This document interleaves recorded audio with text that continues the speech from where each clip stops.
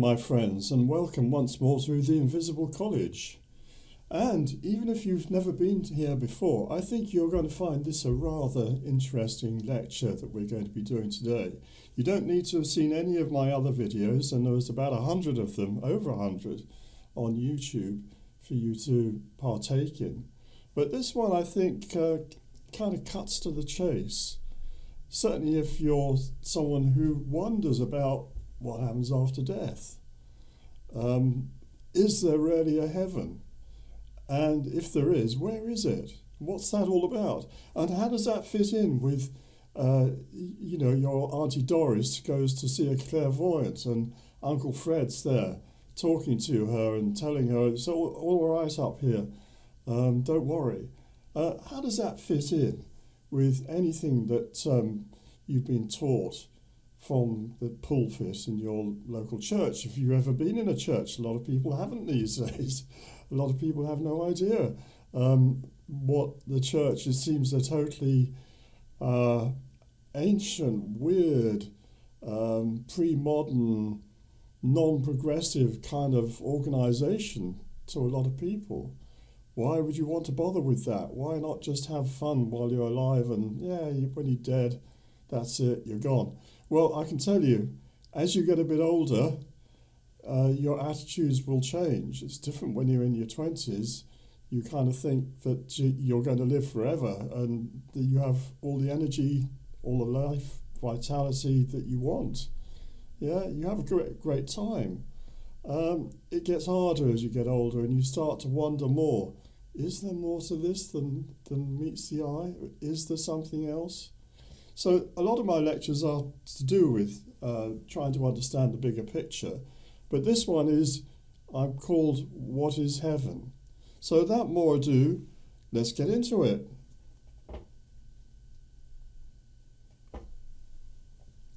Now, the Invisible College, what is heaven? The Invisible College, by the way, is an organisation. There's a website, invisiblecollege.uk.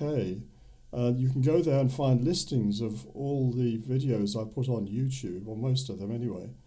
And there is something you can join, and you do that through Patreon. I'll put a link down the bottom if you're interested, and you can have a look at that.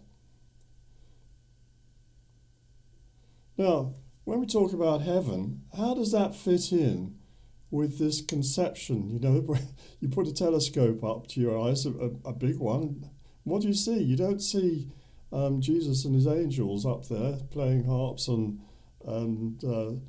worshipping and singing. You don't see anything like that. What you see is a bunch of stars and dust clouds and maybe, if you're very lucky, some planets. It's certainly within the solar system, but they're starting to find planets around other stars now. In fact, it's looking more and more likely that there are planets around most stars. So it's a very big expanse, this universe. There was a sci-fi series I used to enjoy very much called The Expanse, where they were flying around in spaceships. And even within the confines of our own solar system, getting out as far as the asteroid belt and then onto Jupiter and Saturn is a very big deal. It's a long way. To get to the nearest star, 4.5 light years away. To get to Sirius, our nearest proper star, the nearest other stars are only red dwarfs or brown dwarfs. To get out to a really nice, big, bright star is 8.6 light years. So if you're travelling at the speed of light, it would take you 8.6 years to get there. And that's only one star among millions and billions. So it's a very big place, this heaven, or this heavens, that we have around us. But it doesn't really fit in with our image of this.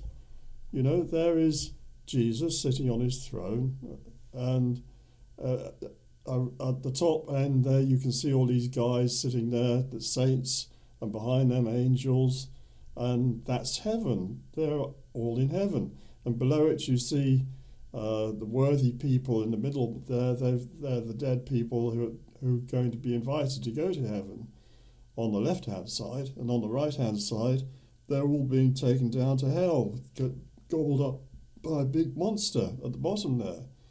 And you've got life on earth down at the bottom here. So that's a kind of totally different view of heaven. And how does that fit with what we know about the physical heavens above, all those stars and galaxies? How does these two images even begin to connect, other than as a psychological exercise or wishful thinking? Now, we're not alone in having this kind of view of heaven. In ancient Egypt, they believed that the soul, after you die, has to go through a weighing, a test. And you see the soul here on the far left-hand side. He's being led by this jackal-headed god called Anubis in the Egyptian ideas, and to this weighing scales. And you can see this little pot here. That represents the guy's heart. And in the other scale, there is the feather. The feather represents truth, or the law, mat. And he has to be weighed against the feather of truth. And if the balance is balance, he's been a good guy, he's been a good boy, he's done well, he's lived by the laws, and he's not gone out and done terrible things, and then he might get his name recorded in the book of life by Thoth, or Thoth. Later on calls Hermes Trismegistus, and identified with, in the Hebrew tradition, the prophet Enoch. But that's a whole other story. He was the vizier, so-called, of this other guy called Osiris, sitting on his throne here. And this you could call heaven from the Egyptian point of view. And this other god, he's the son of this guy.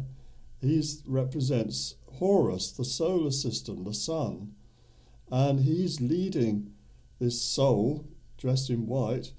He's been a good guy. He's going to go to the court of Osiris. And he's going to then be able to sit on the lotus flower like these other people who've gone before him. They are called the sons of Horus, Horus being this guy, the sun, and the sun, or the solar system, the god of the solar system, you could call it, the intelligence. And the sons of him are the human race. So these guys represent the human race, the north, the south, the east, and the west, the four directions, and the four primary races, the red, the white, the black, and the yellow. I'm not being racist here. It's just that those are considered to be the four primaries. Obviously, there's an infinite number of different groupings and mixings together and whatever. But the four directions, the people come from all four directions. No one's left out, potentially. So that's the Egyptian idea of heaven. And on above, you see these other guys sitting here. They're the worthy, good people, like the saints in the other thing that we saw, the other picture. They're the rulers or the watchers who watch over what's going on. So that's the idea that the Egyptians had. The desirable place of heaven was the court of Osiris. And they have very definite ideas about where that was. And it was here. This is the constellation of Orion. And if you don't believe me, read the book I co-authored with Robert Bovell called The Orion Mystery, and read other books. And they will tell you how the Egyptians wrote a great deal about Orion and how they wanted to go to Osiris and Orion, and had his throne here in the Orion Nebula. Now, you might wonder, why on earth would they think that? But curiously enough, the Maya people far off in Mexico and Guatemala, those places, they had the same idea. They believed that these three stars, that one there is called Rigel, this one here is called Alnitak, the lowest one in the belt, and this one here is called Siph. That triangle, they thought of those three stars as being three big stones, the hearthstones.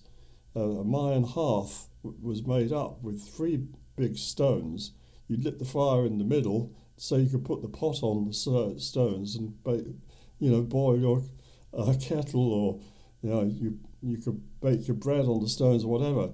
They thought of these three stars as being big hearthstones in heaven, and in the middle being the fire here, giving off smoke. And that's interesting, isn't it? And that was where they believed first father came from, the father of the human race. So similarly, this is where Osiris came from in the Egyptian legends, and you will find Orion, Osiris type myths all over the world, certainly here in Britain. So it's very interesting, this, and when you begin to think about it, is this heaven or part of heaven? Let's go on. Now, those of you who are members of the Invisible College will recall my talking about this man, G.I. Gurdjieff. I regard him as one of the few teachers of the 20th century to understand the traditions of esoteric Christianity. By esoteric, I mean that you have the exoteric Christianity, what I call high street Christianity, what you're given in church. And mostly that's what you've been taught as a child if you're brought up as a Christian. And there's very little modification to what you were taught up to perhaps the age of 10 to what you're expected to believe for the rest of your life. But you can go further. And obviously priests, I guess, are taught more when they go to seminary. I would hope that bishops have a deeper understanding. But when you get into the deeper levels, that's what's called the esoteric.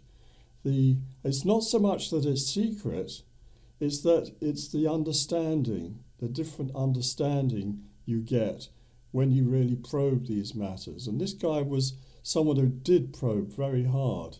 He searched a lot, particularly in the Middle East, looking for the remnants of an earlier kind of Christianity. But that's another story as well. How he came by these teachings and how much of what he himself taught was his own reformulation of ancient teachings need not concern us here. I've got other lectures on this, but that's not what we're about here. What matters is that he understood that the universe in which we find ourselves is a structured system of higher and lower cosmoses. It is not chaotic. Now, by cosmos, I mean an ordered whole. We'll talk a bit more about that in due course. It's not chaotic. So the universe is not just a chaos of individual bonfires in space, every star being a bonfire of hydrogen turning into helium, and just random rocks going round them, but held there by gravity, that we call planets, and a whole lot is formed in a big bang and going to end up burning out and falling apart. And so it's some fluke of chance that we happen to be here because the right chemicals were in the right place and somehow combined together and started forming the first life forms and evolution. Yeah, evolution, and there you have it. It's not like that. It's not chaotic. We are living in a structured cosmos, and it's a cosmos that is driven by will. Now, Gurdjieff's primary application of the theory of cosmoses was his ray of creation diagram. This conveys the idea of descending cosmoses, beginning with the absolute, which is to say God, and you see up here, absolute, and proceeding down the ladder of creation to the moon. It goes down here to the moon, and then the absolute appears again here. That's the void. So this is the everything, and that's the void. And it goes down the ladder, steps by step by step, on its way down. That's the ray of creation. And the idea of cosmoses is a very ancient concept and is based on the Hermetic doctrine of as above, so below. Yes, so I was first taught about this actually by a Jesuit priest who came to the boarding school I was at, Catholic boarding school, to take us on retreat. Now, I'm not a what you would call a practicing Catholic these days. I find it too restrictive, but they certainly do know it of, or he did anyway. And one of the first things he said was, you are a microcosm of the macrocosm. And what that means is that as a human being is a little universe in itself, or himself or herself. And it's a patterning after the larger universe around us. First of all, the planet that we live on, that's a cosmos. The solar system is another cosmos, a larger one than the planet, obviously. The Milky Way is a cosmos, and the entire universe is a cosmos, contained within God. So the idea as above, so below is that the same laws, the same principles that govern higher cosmoses also govern lower ones. And we see that with our science, don't we? We believe that the same basic laws of physics that control everything on this planet apply throughout space. Well, a bit more on that later. And God, as the supreme absolute, exists in singularity. Below God is the created universe as a whole. So we find that there's this all worlds here. This includes all worlds, or everything we can see or measure with our telescopes or other instruments. So everything that exists within this cosmos here, all worlds. Below all worlds is the cosmos he calls all suns. Anciently, this would correspond to the sphere of the fixed stars. We today understand this as our home galaxy, the Milky Way, which contains a myriad of stars. So the galaxy here is composed of millions and millions of stars. And we know that from looking at them with our telescope. Our sun is just one of those stars. So following one ray of creation, right, coming down here, one ray goes to the sun. Following the ray of creation, we arrive at just one of the star systems we see manifesting in our galaxy. For us on Earth, this would be our solar system and includes everything contained in the heliosphere. Now you have to understand that according to this teaching, which is the basis of what we're going to be talking about here, energy flows out from the absolute throughout the universe as a sort of many-rayed, like a sort of sun disk that's pouring out rays in all directions. And one of those rays, a big, goes through all worlds up to our galaxy, and then a sub-ray from our galaxy goes to the sun, and then the sun has rays going to the planets. And we'll come to that now.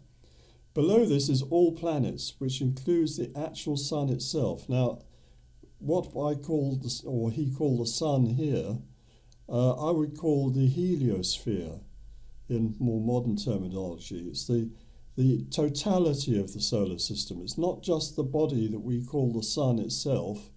It includes the sun, it includes all the other planets, and it extends well out into space like a great big bubble. And the heliosphere receives energy from the galaxy, and that energy is distributed to all the planets through the sun and out to the other planets. It's quite a complicated system. So the sun, you could say, is the beating heart of the solar system, but every planet serves a purpose in the heliosphere.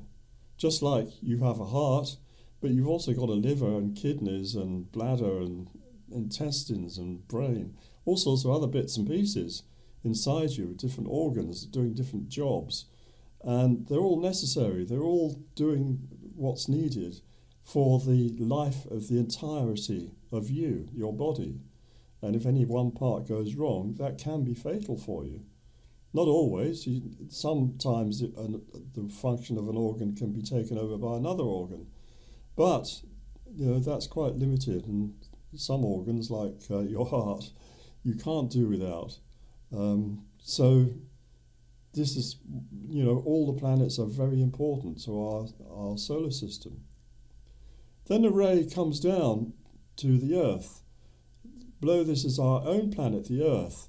But there are other rays linking the Sun to other planets. So our planet Earth receives energy from the Sun. It's not just light. It also receives electrical energy as an electrical stream coming down throughout the galaxy and to the stars. And you can think of these higher levels as being at a higher voltage. So there's a certain voltage on Earth, a much higher voltage in the heliosphere or on the Sun and on the planets. And the galaxy much, much higher again. And the entire universe, well, the voltage of that is vast, or the amperage as well.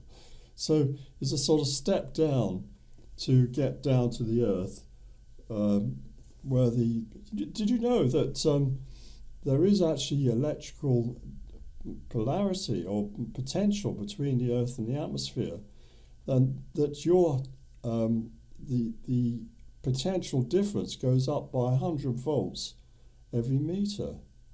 So your head is at a 200 volt difference from your feet.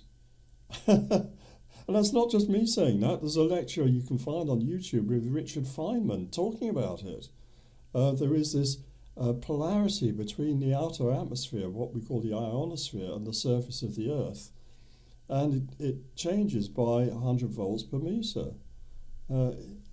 What's this all about? It's one of those untold things that were never mentioned to us. Below the Earth is the Moon, and below this is the absolute or void. Now, so the Moon is at a lower level than the Earth. Well, it's a rocky body, there's nothing growing there, is there? The Earth, you've got lots of things growing here, there's lots of life going on. The Sun, so brilliant, bright and tremendous energy compared with the Earth. So it does go up, the potential, as you go up the ladder. Now, in terms of religious symbolism, we're going to look at this from another point of view now, from the religious symbolism point of view. So, in terms of religious symbolism, God is analogous to a king who sits on a throne. Now, I know it's not really a king. It's not really a man with a long white beard. It's actually not white on this one. And he hasn't actually got a physical throne. But the analogy is with a king in the sense that the king is an autocrat. What he says is the law. A king gives orders. Build me a castle, and his lieutenants or subalterns or whatever you want to call them have to then organise a workforce. They have to go and find stone, the suitable site where he wants his castle, clear the site, build him a castle. He gives the orders. They carry them out. So his word, the word of God, is the law and must be obeyed. So God gives commands, and you read this in the book of Genesis. It starts off about God doing all sorts of creation stuff. Let there be this, let there be light, let there be animals walking on the surface, let there be fish in the sea. All of those are commands. He's issuing the logoi, the laws. The law is a command. When the king speaks, it is the law. That's how laws always used to be. There wasn't something, a bit of political correctness here, a bit of wheeler dealing in Parliament there, and we get a law that means you can't park on a yellow line or whatever. It wasn't like that, and it isn't like that in nature. The law is what's issued by the governor, he who gives the law. So God's authority issues as a trinity, symbolized here as 3 arrows in his right hand. You can see them here, the 3 arrows, the Trinity. He's holding the orb in his other hand, showing he has rulership over it, over the universe actually with him. But he is issuing His commands, he is issuing energy in a triplicate, 3 in 1, the Holy Trinity. And what is that Trinity? The first arrow symbolizes the Father as the source of will to action. So, go and do this, is the Father's will. The second is the Word itself. The words come out of his mouth and they have a certain existence, and that is the Son of the Father. So the Word here, Logos, embodies the commandment of the Father. So Jesus, in Christian terms, he is the embodiment of the will of the Father. The Father's will and my will are one, is what he says. Not my will, but thy will. These are things he's said in the Gospel. He's the obedient Son who's sent off to carry out the will of the Father. In this case, to redeem the earth by his example. And the third is the Holy Spirit. Now that's the most mysterious of all to most people. What is this Holy Ghost, this dove, this bird, this fire, whatever it is? The third person of this Trinity, who seems to have a raw deal. You can understand the Father and the Son, but what is this bird? Well, the third is the Holy Spirit, or breath. Spirit, the word spirit comes from spiritus, which means breath in Latin. And we have in English the word spire, inspire, you breathe in, expire, you breathe out. Respiration, repetition of breath. You give out your last breath when you die. So it's to do with breath, and the breath is to do with life and to do with energy. So the Holy Ghost, you could say, gives the life force or energy needed to actualize the will of the Father. So if you turn up, say I want to drive to Birmingham, and I got a car, yeah? The car is my vehicle. It's going to get me to Birmingham. I live near London. But my car's not going to go anywhere unless I put some petrol in it. Or if I have an electric car, I've got to make sure the battery is charged. So the charge in the battery, or the energy in the petrol, is the Holy Spirit, or breath equivalent. So the car is like the vehicle, that's like the Son, can carry out the will of the Father, but it can't do it without the Spirit, or breath, the energy to make it happen. So this is how the universe is structured. There's the will, the desire, it comes as a form of desire, or orders issued. There is that which is going to obey the order, and there's that which is going to enable the order to be carried out, the energy. So as the King of all creation, God issues commands. His words, logoi, that's the plural of logos in Greek, are the law. Yes? The Greek word logos means both word and law. From the logos, we derive such English words as legal, legislation, legislature. Yeah? So the logoi, the orders, given by God, or in the case of Britain, something doesn't become a law unless it's stamped by the sovereign. The sovereign is the king or queen. Yeah, we've got a king now. We had a queen until very recently. And nothing went into the law until it passed under the stamp, the imprimatur of the sovereign of the state. And then it became the law. It wasn't enough for a bill to pass through Parliament.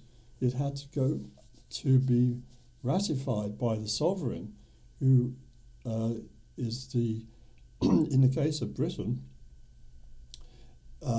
is the king or queen. Other people have presidents. And I think in the United States, things have to be stamped by the presidential seal. I might be wrong on that, but I think that's so. and they have to change it when each time they have a different president. And it's the same with our kings and queens. Each time a king or queen dies, they destroy the seal of that king or queen, and a new one has to be made for the new king or queen. So study of any subject in science is to ascertain the laws that govern it. That's why we apply the ending logy to words like geology, astrology, cardiology, and so on. It's the study of the laws concerning that subject, the logoi of that subject. So if you're going to be a professor, you're going to profess that subject, you need to know the laws of it. These things are logical, aren't they? Logic is another word derived from logos. Logic is the law to do with rhetoric, to do with how you frame arguments and debates. You have to be logical. If something's illogical, it means it's not correct. When God issues a command, it is the equivalent of a king giving an order. By analogy, like a kingly order, his logos has three components. There is the order itself, the will of God. There has to be the transmission of the order, the breath or spirit, and there has to be the person who will carry out the order, the obedient son. Yeah, I think you can understand that. And that is what I call the Logos doctrine, and I've done a lecture on this subject. It's something that's never taught in the church. It should be, because this is what the very essence of Christianity is all about. And yet this Holy Trinity is treated as this sort of kind of mad, crazy idea. How can God be one and three at the same time? It's madness. You can't believe this. It's ridiculous. Well, this is what it's all about. It's the way that God manifests in the form of three principles. Yeah? So, something else we need to understand is there is less freedom to interpret as you go down the way of creation. This is analogous to moving down the tiers of management in a corporation. The number of rules or restrictions on interpretation increases as you descend the scale. So, first you have the invisible Godhead, which is unity, the law. Then you have the first manifestation, the Holy Trinity, 3 laws. Then you have the second manifestation, 6 laws. Then you have the third manifestation, 12 laws. Fourth manifestation, 24 laws. You can see it's doubling. After the 1 to 3, it then doubles. This is in Gurdjieff's system. As we go down the way of creation, so the number of laws doubles with each level. So you can see we've got 3 laws here, 3, and then at all suns we got 6, and then the sun, the solar system, we got 12, and all planets we got 24. The planet, our planet, Earth, 48, and at the moon, 96. So that's more laws as you go down. More laws means less freedom, less degrees of freedom. This is the equivalent of the addition of bylaws specific to lower levels that are not needed higher up the ray. Now we begin to understand something. The lower down you are in the ray of creation, the more you're constrained to what is your possibility for what you can do. You're under more laws, more restrictions. This is analogous to political laws, which operate first at the international level, then national, then county, or if you're American, I guess you put another level in there for the state laws, county, district, parish, and perhaps local to a specific estate. So you have more and more laws being applied as you go down the different levels. And in each case, the laws of the higher level apply to the lower level, but are added onto by local bylaws. So the laws that we have I live in the county of Kent.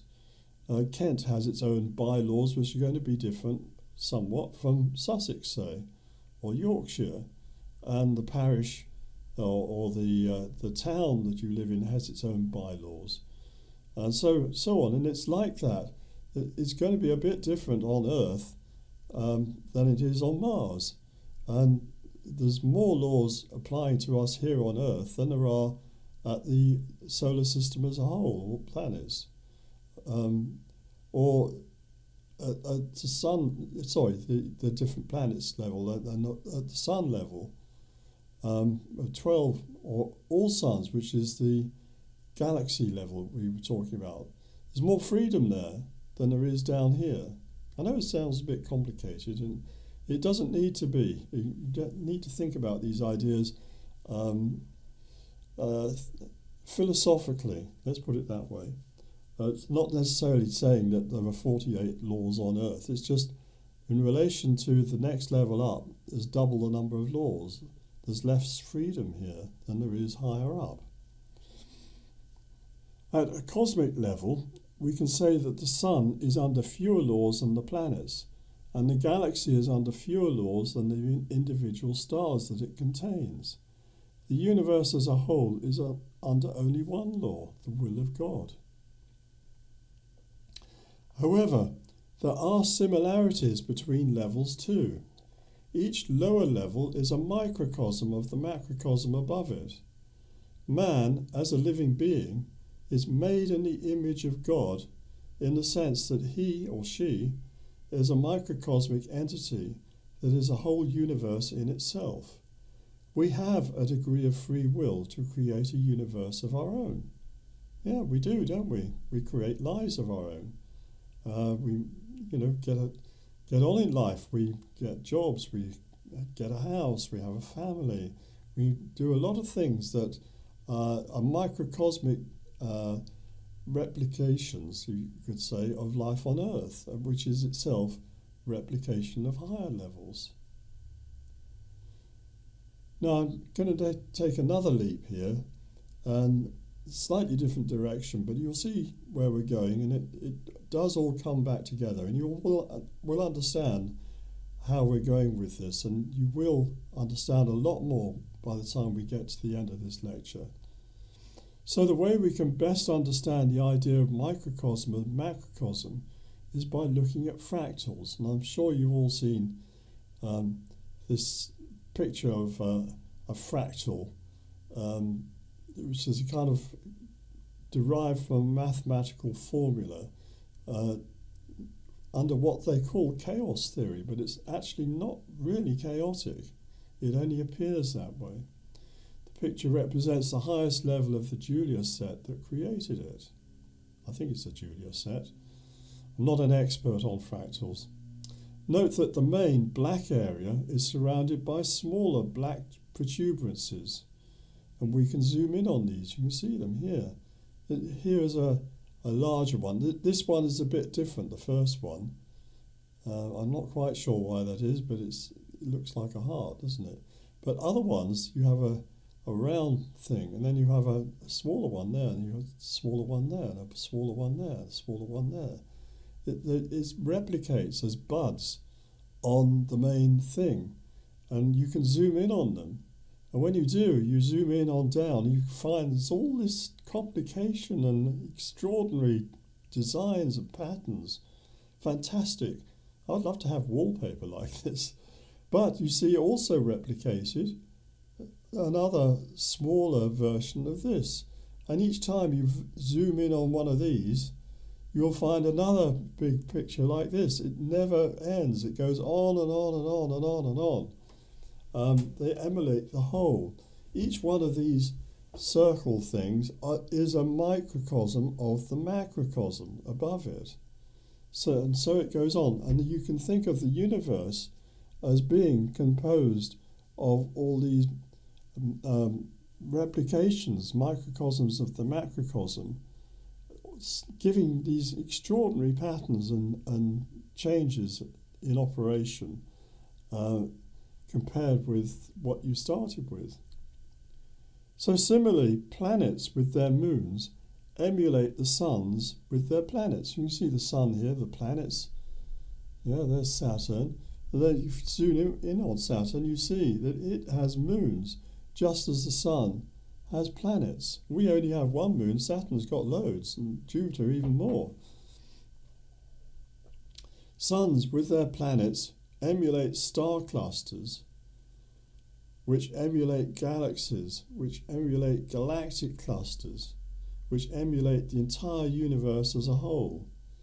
In our fractal universe, the dictum "as above, so below" is one of the primary laws. So you can see here, we've got a whole collection of galaxies, and everywhere we point our telescopes, we see more and more galaxies, and more, the bigger the telescope, the more galaxies you see.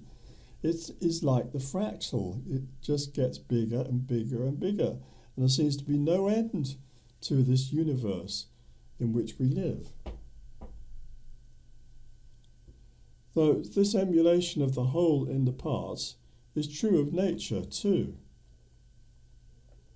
If we look at a tree, we'll see a fractal in action. The tree itself is one whole. It is a cosmos. Yeah, this is in my back garden, an oak tree.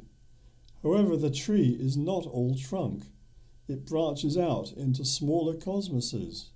So we get these different branches going out. Yeah, some larger and some smaller. And then if we look at an individual branch, let's take this one here. You see it forks into smaller branches, and that one forks into smaller branches. And at the growing tips of the branches are twigs from which grow buds. And you can see the buds here. The tree's not in leaf yet. It's still early spring. It's not come into leaf yet. This oak tree is always very late to come into leaf. These may grow into leaves or flowers. Now, we don't tend to think of oak trees as having flowers, but of course they do, which will eventually turn into acorns.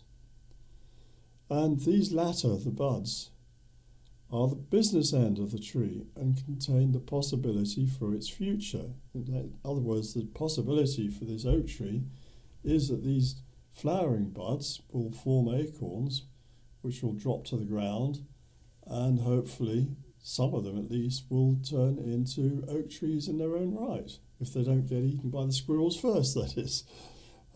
Most of them do, I have to say. The flowers are in a sense analogous to planets in that they are capable of producing seed that can form new trees. So that being at the bottom of the tree of life, the bottom of the rare creation, perhaps isn't quite as bad as it might seem.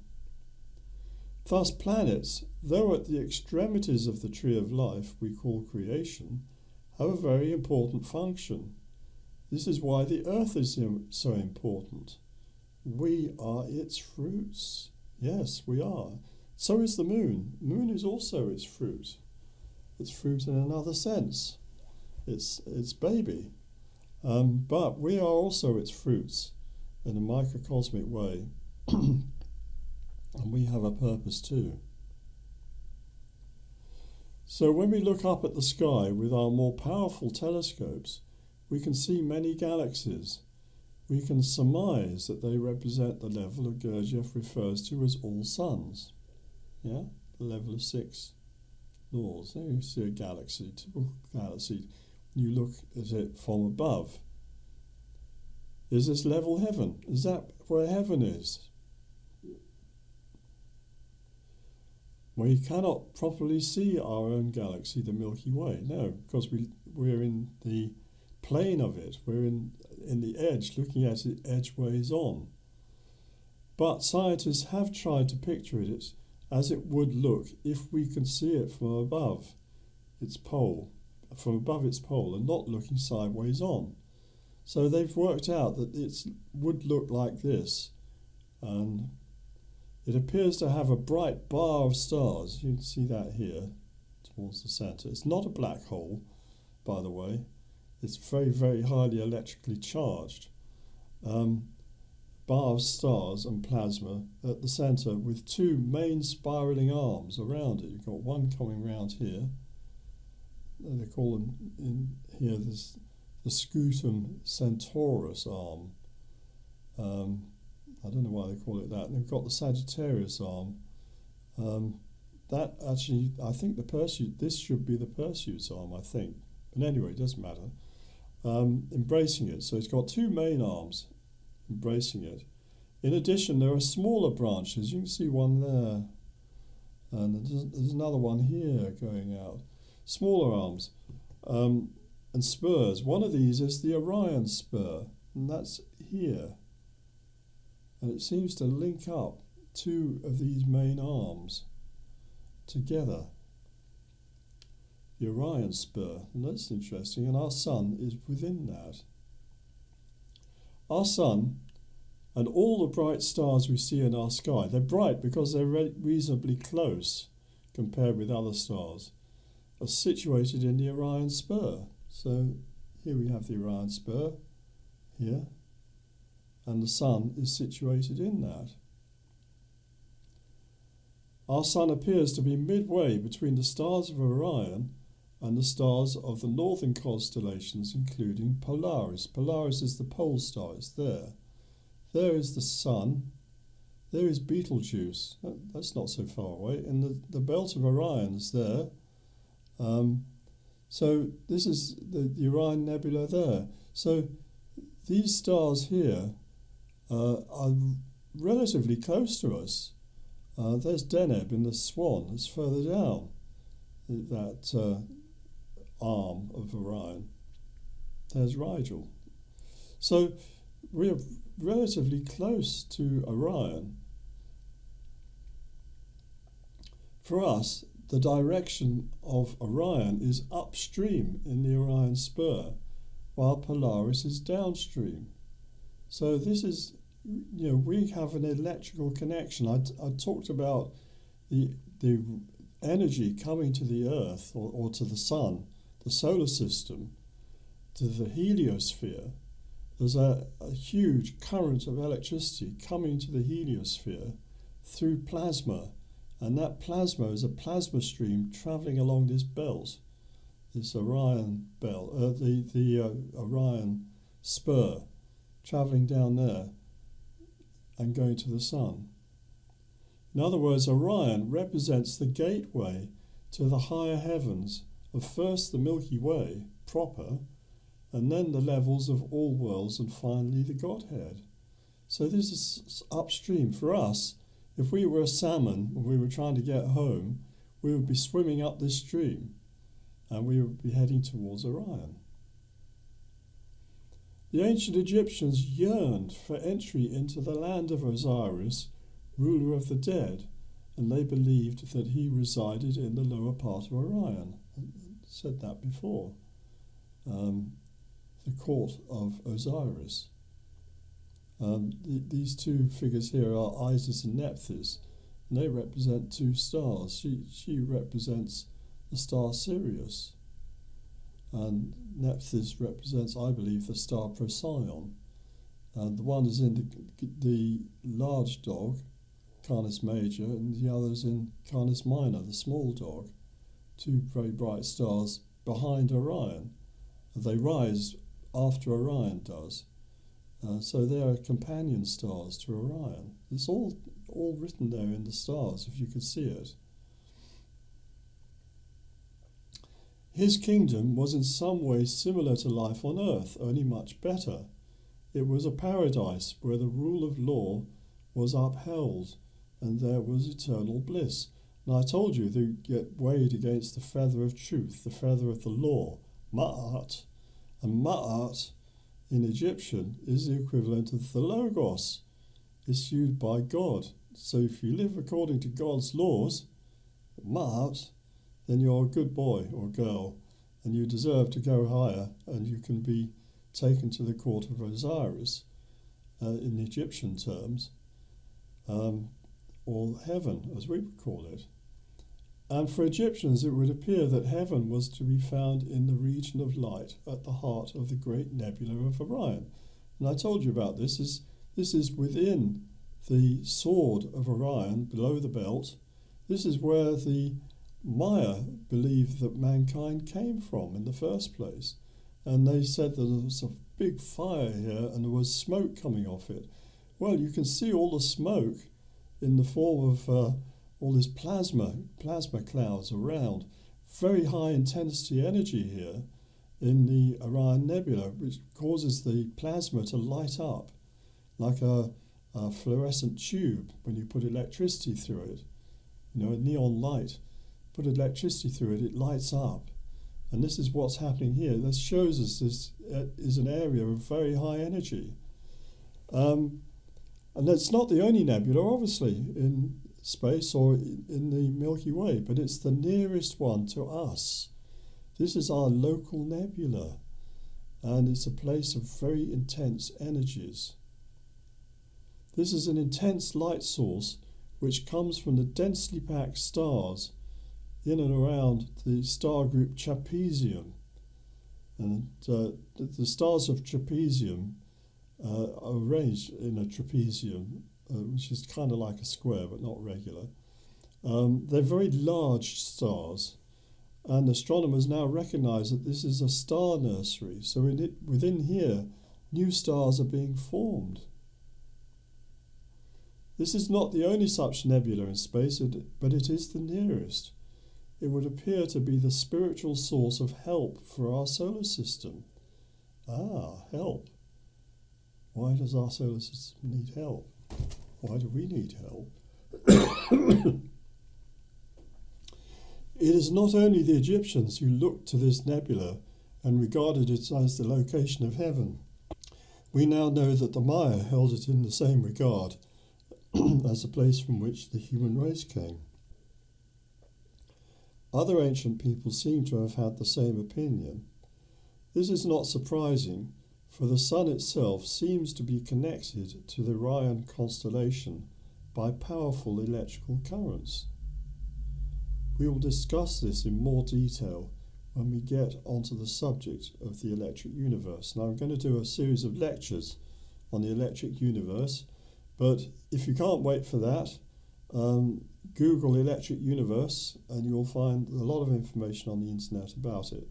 But I'm going to see if I can put together a series of lectures that will explain from the first principles and make it easier for you to grasp this new paradigm in physics, which is causing a lot of ructions and a lot of tut-tutting and disapproving looks from astrophysicists who are wedded to ideas that it's all a big bang when it's not.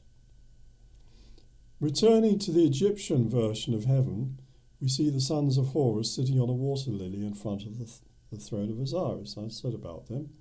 Macrocosmically, Horus, or Re Herakte, is the name of our solar system. The sons of Horus are us, the human race, divided into four main races relating to the four directions, north, south, east and west. The Egyptians were in no doubt that for us humans, heaven, or at least one level of it, was to be found in Orion. So that's where they believed heaven was.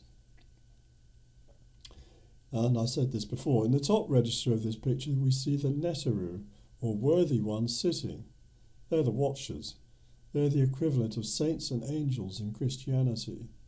First comes judgment, and failure will lead to being gobbled up by the monster of hell. So if you fail the weighing of the heart, being done here, there's this monster of hell waiting to gobble you up. And he's associated with the northern stars, particularly the constellation of Draco, the dragon, in the northern heavens. So you don't want to go there, you want to go here. And that's equivalent in the Christian image. In the top register, you've got the saints like the Neteru of Egypt, and they're seated with the risen Christ. And then you've got it is Judgment Day, and then the good to the left are being invited to heaven. They're these guys here. While the bad on the right are swallowed up by a monster in hell. There's the monster. He's the equivalent of that guy waiting at the scales at the justice or judgment. And it's almost like this cross here is the judgment scales again. The good go this way and the bad go down that way. So it's the same story, basically, in different format, different use of symbolism, but it's the same basic story as ancient Egypt. And I've said before, ancient Egypt is the prequel to the Bible. And if you want to understand the Bible, you need to understand at least something about ancient Egypt. So now we've explored the ray of creation. I'm going to take you in a different direction here, but very, very important for understanding what this Christian thing is. If you never even thought about Christianity, you thought it was just a load of nonsense, nice churches may be a nice place to go and have a look at as like museums, but nothing in it for you, I advise you to watch these next few slides, because I'm going to link it to what we've been discussing all about cosmoses and levels of creation. So now we're in a better position to understand the story of Jesus. The death of Jesus as the anointed one of the Jews, i.e. the new King David, was prophesied in Psalm 22. I'm not going to read that out to you. You can read it for yourself in the Bible. If you haven't got a Bible, you can download a free copy off the internet. It's not difficult. There's plenty of Bibles there. The Psalms, mostly written by King David, and this one was. King David lived around 900 to about, I think, between about 1000 and 950 BC, round about that period. And he was the great king of Israel. He played the harp. He chopped off the head of Goliath when he was a shepherd boy. He's the archetypal really good king. And he was also a prophet. And he wrote psalms, which are kind of hymns that we play on the harp. And this one, Psalm 22, you'll find it in your Bible, describes the crucifixion in all its detail. And it begins with the first verse, my God, why hast thou forsaken me? Which are the last words that Jesus is recorded as having said when he was on the cross. In the Gospels, people looked around and said, has God abandoned him? Is he calling on Elijah? No, he was quoting the Psalm 22. And this is not a fabrication. It's not something they've written a Psalm 22 and stuck it into the Old Testament as proof of Jesus. They've actually found a copy of Psalm 22 in the Dead Sea Scrolls, which were hidden away in the cave in Qumran a good 150 years before Jesus. So this is pre-Jesus, this psalm. And it actually had one of the verses says, they have pierced my hands and my feet. And there he is, crucified. They've pierced his hands and his feet. And the whole description of the crucifixion is gory. It talks about his bones being out of joint, how he can hardly breathe, how he's feeling dried up like a potsherd, because that was one of the worst things about it. You dehydrated. He was literally dried to death. And how the dogs were casting lots for his garments, while the Roman soldiers were casting lots for his robe. So it's all there. It's in Psalm 22. So that's the first part of it. And for reasons we don't fully understand, he, that's Jesus, was required to suffer a terrible death on the cross in order to free mankind from bondage to Satan, i.e. Saturn. That's interesting, isn't it? Saturn, the planet Saturn, is traditionally the planet of karma and time.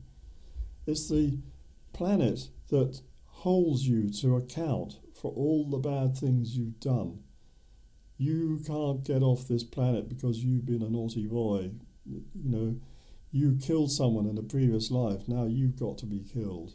An eye for an eye, a tooth for a tooth. And so it goes on and on and on. You go on through endless cycles of reincarnation. I know some Christians would find that problematic. I mentioned reincarnation, but certainly in the early church that was not considered as problematic. And Jesus himself actually said that John the Baptist was the reincarnation of Elijah. He says it. And it's pretty clear that St. John the Evangelist was the reincarnation of the prophet Daniel. And I'm sure the other apostles were also reincarnated people. Jesus didn't come in alone. He came in with his team. And that's what would be expected. Anyway, the whole purpose of this crucifixion is he's taking on the burden of our karma so that we can be freed from the bondage being imposed on us by the planet Saturn. Now, quite why the planet Saturn should be doing that, I don't know, but Satan is another name for Saturn, and you find in the book of Job that Satan is gathered with the other angels and debating with God about the fate of Job. Well, if it's the planet Saturn, that makes more sense than if it's this horny little devil on Earth, doesn't it? Anyway, I'll leave that for something for you to think about. And this was evidently the will of the Father, that he should die on the cross as the obedient Son. Jesus went through this agony of being a human sacrifice. Now, why did he have to do this? Why did he have to go through this agony of death on the cross, taking on the sins of mankind, breaking the spell, you could say, of Saturn? The purpose was not simply to endure torment, but rather to conquer death. Now you're getting on. Yes, he was bringing in higher level of being from the level of being of planet Earth. He's come from a higher level, so death cannot constrain him. He was able to raise people from the dead while he was alive. And then at the resurrection, he raises himself. He rebuilds his body. He puts life force back into it and causes it to come back to life. But that's because he's not constrained by all the bylaws of planet Earth. He's come from much higher up. He has control over it. The whole purpose of the crucifixion was really the resurrection. By rising from the tomb, Jesus showed that he was not constrained by the laws governing planet Earth. He was operating from a higher level of creation, i.e. further up the ray of creation. He was not constrained by death and decay of the body, but could reanimate it, as this was the will of the Father. And then we're told that 40 days later, in front of his followers, Jesus ascended to heaven. Now, I've actually been to what was the Church of the Ascension. It's now a mosque, and there's a stone inside there which has the sort of footprint he left behind when he rose to heaven. It must have been an amazing sight. That's on the Mount of Olives. So what does this mean? And where did he go? I mean, he hasn't got a spacesuit on. There's not going to be much air when you get above a certain level. And he's going to be out in space. What's this all about? Well, I believe it signifies his moving back up the ray of creation. That's what it's all about. He's going back to where he came from. And the story continues with the descent of the Holy Ghost on the apostles. This takes place on the 50th day, counting Easter as the first. In other words, 7 weeks or 7 octaves later. Well, that's interesting, isn't it? Because Saturn is the 7th planet, and he's overthrowing it. He's bringing in an energy from higher up creation to break the spell of Saturn break the spell of the fallen man on earth. It's very, very interesting. And this is all what I would call true esoteric Christianity. You've got to start understanding these things, that these apostles are filled with a higher energy. And this signifies them being energized by a higher force than was previously present here on earth. It gave them powers they didn't have before. These included healing and even being able to raise the dead. Yes, you get stories about St. Peter raising a girl from the dead. They do all sorts of miracles themselves. They cast out devils. All sorts of amazing things happen with these guys. And this is the motivating power of the Holy Ghost brought to earth through the death and resurrection of Jesus Christ. This is what it's all about. He's implanting the Holy Ghost here, and the symbol for it is the Holy Grail. And the Grail mysteries is all to do with this. But that again is another story. It is my belief, based on a study of the stars and also Bible prophecies, that Jesus is returning to earth very soon.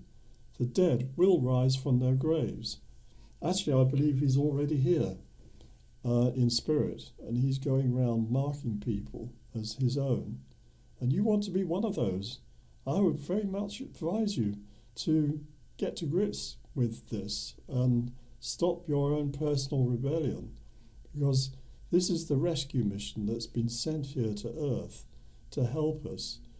If you turn your back on the rescue mission, it's like you're in the sinking Titanic and you refuse to get in to the lifeboat that's been sent to help you. So I would advise you to take this seriously. If you're content that you're having one life now and you're going to have much fun as you can when you're in your 20s and 30s, and to hell with the rest of it, well, you're going to get gobbled up by that monster. It's as simple as that. I know that's just a symbol, but it means that you're going to lose your existence, and you don't really want that, do you, if you can avoid it? So those who believe in him and have his mark will be taken off this planet to ascend higher up the ray of creation. That's what going to heaven is all about. These events, I believe, are imminent, and I've done, I think it's over 20 lectures on the Book of Revelation already. That's the Apocalypse, and I'm going to do the last couple, and I need to do about 2 more, I think. But I'll do that in the next few weeks. Finally, now this is another turn that I think you would not be expecting, but it's actually also core to this whole process.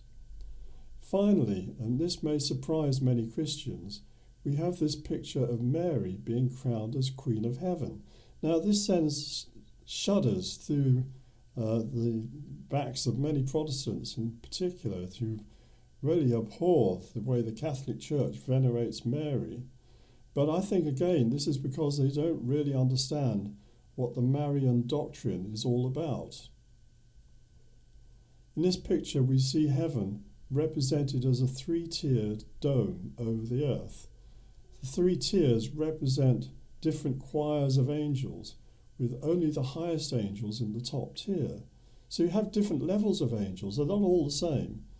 You've got the seraphim and cherubim in the higher tiers. They're the very high energy angels that are closest to God.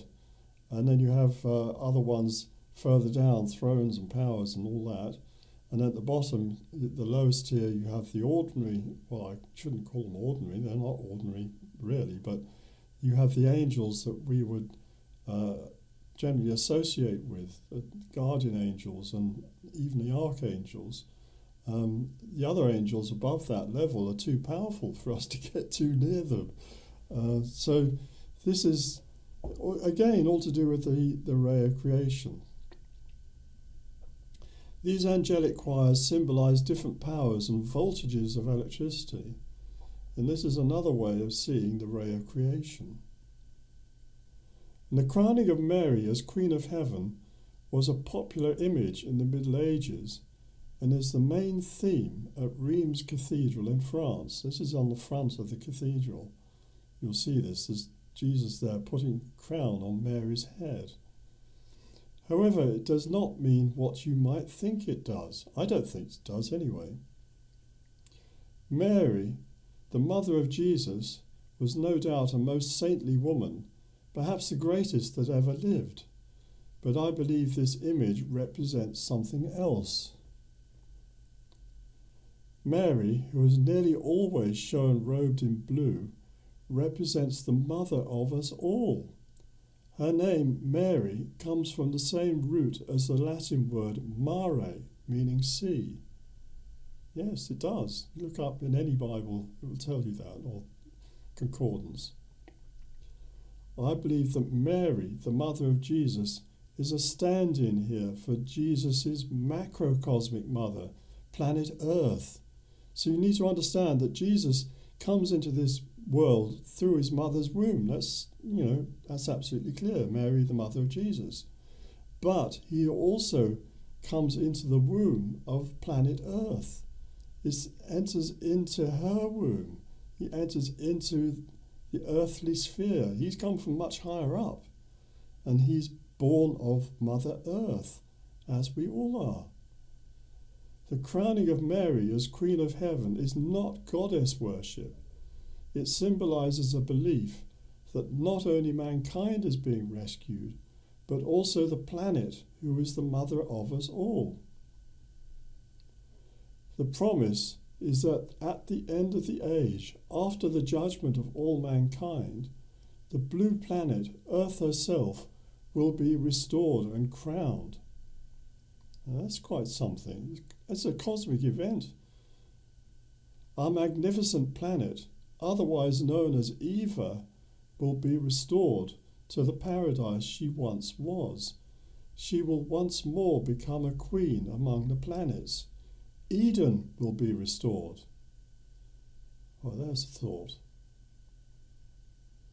The promise is that at the end of the age, after the judgment of all mankind, the blue planet, Earth herself, will be restored and crowned. And this is the true meaning of the medieval hymn, Ave Maris Stella, or Hail the Star of Mary. Yeah, Mary is the planet. It is the star. It's not talking about the North Star as the star of sailors. Ave is Eva spelt backwards. Ave also means hail, as in Ave Maria. That's the main prayer, the Ave Maria, the Hail Mary. If you're a Catholic and you go to confession, you'll be told to, as recompense for your sin, to go away and say so many Hail Marys. If you have a rosary, the rosary means a rose garden. That's the meaning in Latin, a rosarium. And the rosary itself has 5 decades to it, tens.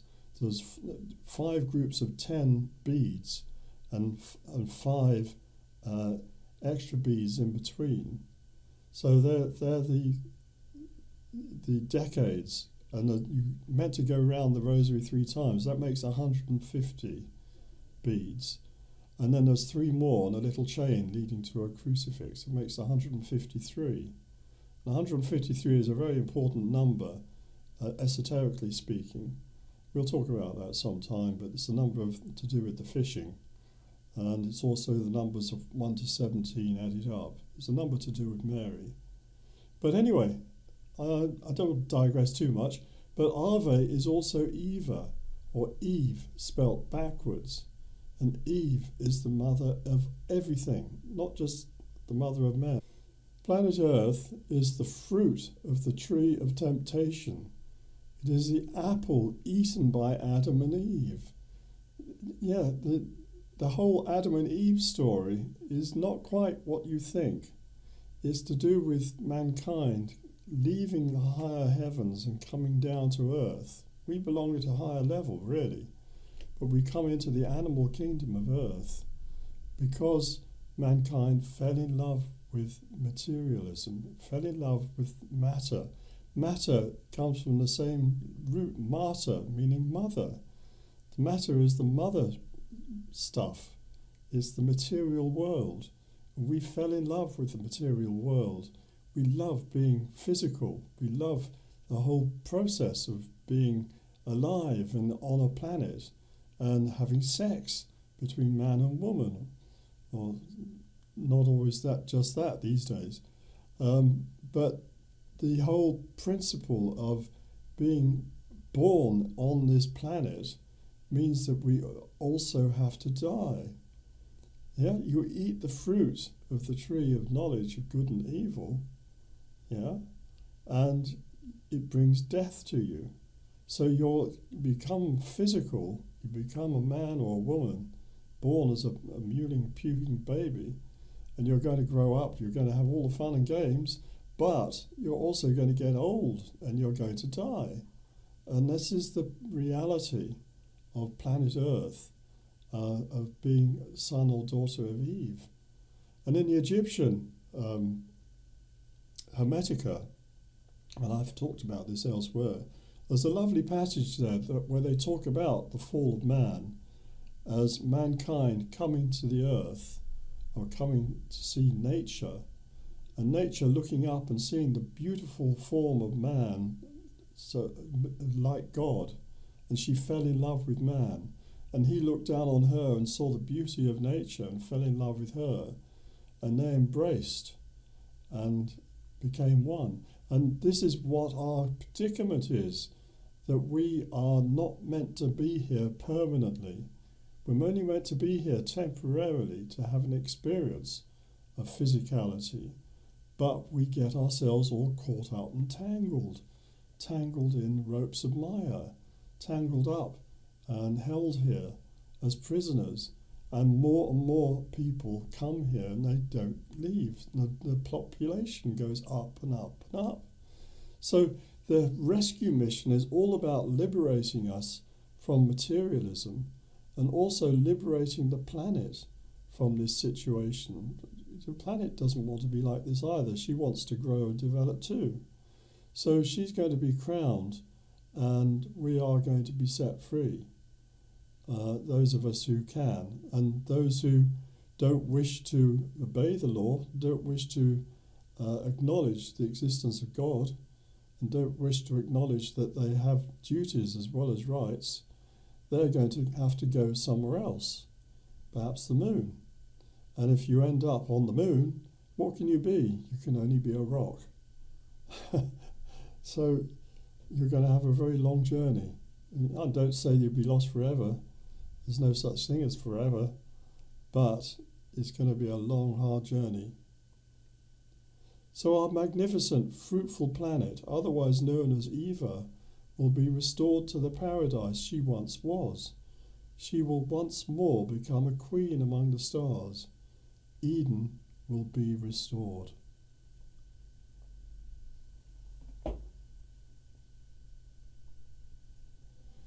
So, thank you very much, my friends. I hope you enjoyed this little lecture.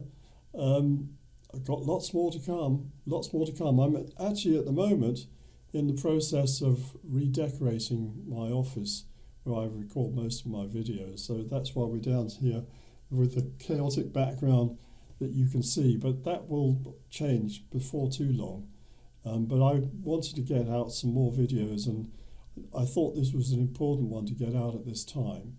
In spring, we're coming up to May. May is traditionally the month of Mary.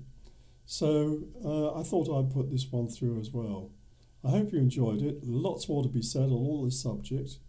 And if you're interested in the college, go to patreon.com, Adrian G. Gilbert, that's my name, and you'll find details of there. Also, the Invisible College has its own website. You can visit that for free.